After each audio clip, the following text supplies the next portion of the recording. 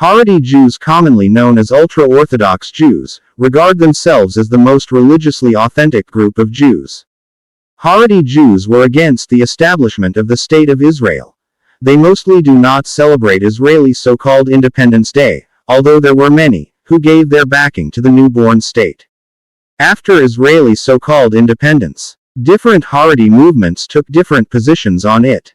Only few of them consider themselves to be Zionists. The rest fall into two camps: non-Zionist and anti-Zionist. Non-Zionists do not object to the State of Israel, and some even consider it to be positive, but they do not believe that it has any religious significance. The anti-Zionist Haredim believe that any Jewish independence before the coming of the Messiah is a great sin. Upon the occupation of Palestine and establishment of the State of Israel in 1948, universal conscription was instituted for all able-bodied Jewish males.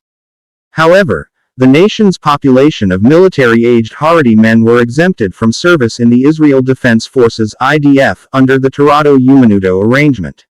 Only a small group of roughly 400 individuals was affected. Since then, due to the historic opposition of Haredi Judaism to Zionism, the population of Haredim is very low. The Haredim usually reject the practice of IDF service. For these reasons, they are criticized by other Jews and sometimes get attacked. More than 50% of Haredim live below the poverty line, compared with 15% of the rest of the Jews' population. Their families are also larger, with Haredi women having an average of 6.7 children, while the average Jewish Israeli woman has 2.9 children. In the modern digital era, Haredi Jews are typically opposed to the viewing of television and films, and the reading of secular newspapers and books. There has been a strong campaign against the Internet, and Internet-enabled mobile phones without filters have also been banned by leading rabbis. The Internet has been allowed only for business purposes. Beards are common among Haredi men, and most of them wear religious hats. Women wear long skirts and sleeves, high necklines, and, if married, covered their hair.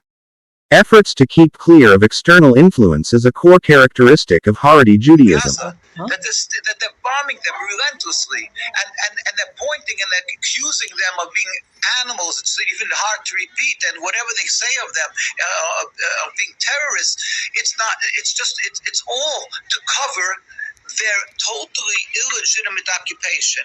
And to that I'll bring a simple proof.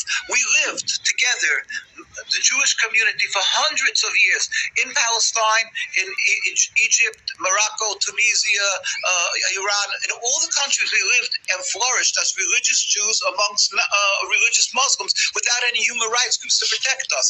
We always lived together. We babysat each other's children, even though we have a distinctly different religion, and it was never a cause of animosity.